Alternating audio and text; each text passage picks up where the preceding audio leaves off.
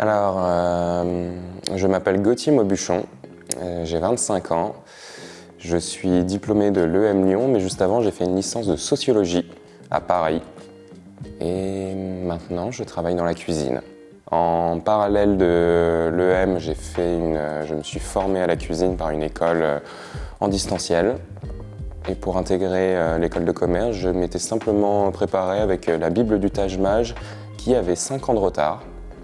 Mais ça a été suffisant. J'ai passé juste le Taj Mahal, j'ai eu 343, donc pas encore un score super.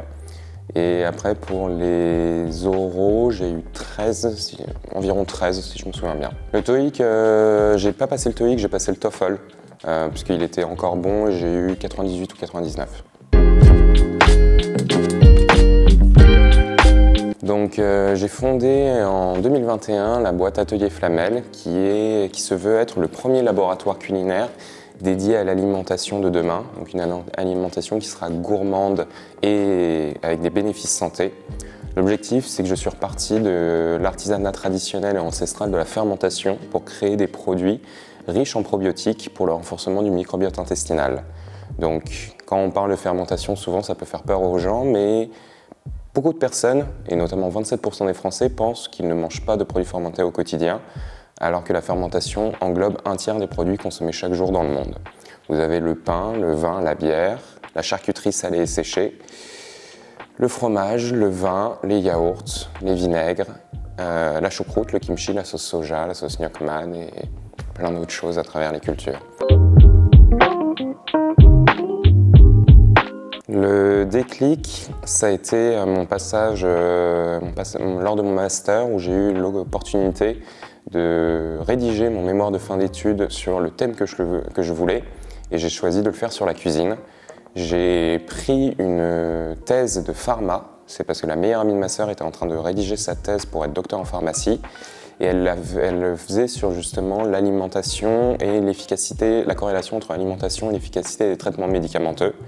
Donc j'ai lu sa thèse, que j'ai trouvée super intéressante, et j'ai voulu la vulgariser pour en faire quelque chose de beaucoup plus accessible et compréhensible pour les non-scientifiques. Et donc au cours de la lecture, relecture et l'écriture de mon mémoire, je lisais de plus en plus les mots fermenter, fermentation. Je me suis intéressé là-dessus et sans mauvais jeu de mots, j'ai chopé la bactérie et je suis devenu obsédé par cela. Je ne me serais pas lancé dans cette aventure entrepreneuriale dès la fin de mon école si je n'avais pas eu l'opportunité de rédiger ce livre et rédiger ce mémoire, parce que j'ai donné la forme d'un livre de cuisine à mon mémoire de fin d'études que j'ai envoyé à des maisons d'édition. J'ai signé avec l'une d'entre elles en avril 21, alors que j'ai finalisé mon mémoire en décembre 2020. Donc 4 mois après, je signe avec une maison d'édition. Et c'est ça qui a été le déclic, de voir que mon mémoire de fin d'études a été reconnu dans un milieu, il y a eu quelque chose à faire. J'avais un boulot à ce moment-là et je me dis qu'en fait, il y a l'étape d'après, l'étape supérieure de ce mémoire, ce serait la consécration entrepreneuriale. Donc j'ai repris ce mémoire et j'en ai fait une entreprise.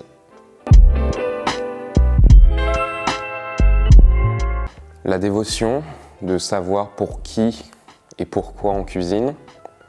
La résilience, on se prend des retours qui peuvent être très durs, surtout quand on est jeune, parce que pas plus tard qu'il y a quelques mois, on m'a fait comprendre que si on avait su à l'avance que j'avais 25 ans, on n'aurait pas accepté de me rencontrer. Donc être résilient, être dévoué et surtout s'amuser comme un enfant à cuisiner. Enfin, dans l'alimentaire, si tu es saoulé au bout de 3 semaines de tes produits, c'est qu'il y a un problème. Donc faut toujours, c'est un métier de passion, c'est un métier vieux comme le monde. Je compte pas les heures, je compte pas les choses, mais ça fait toujours du bien après de voir tous les retours positifs et même les retours négatifs. Alors une journée classique, c'est un peu compliqué puisque là, depuis quelques mois, vu que j'ai une équipe maintenant, mon rythme de vie a beaucoup changé.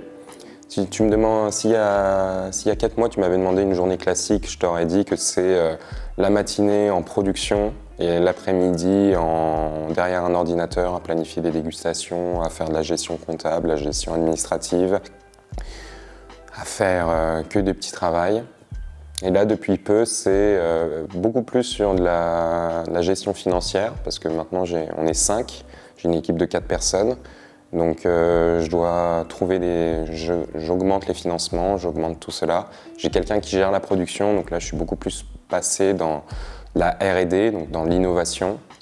J'ai plus de temps pour imaginer les produits de demain, les faire tester, partager le savoir avec mon apprenti. Et beaucoup plus aussi de supervision d'équipe et gestion de projet. Donc un vrai boulot de chef d'entreprise maintenant.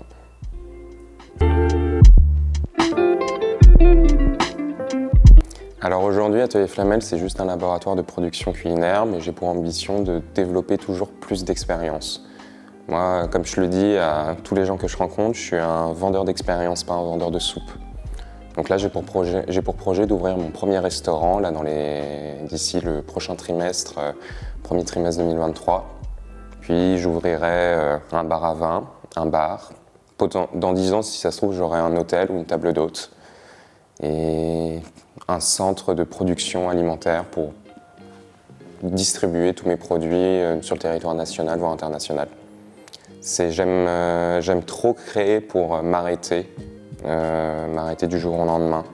Donc j'ai pour projet de toujours donner un nouveau souffle au projet tous les 3 à 5 ans.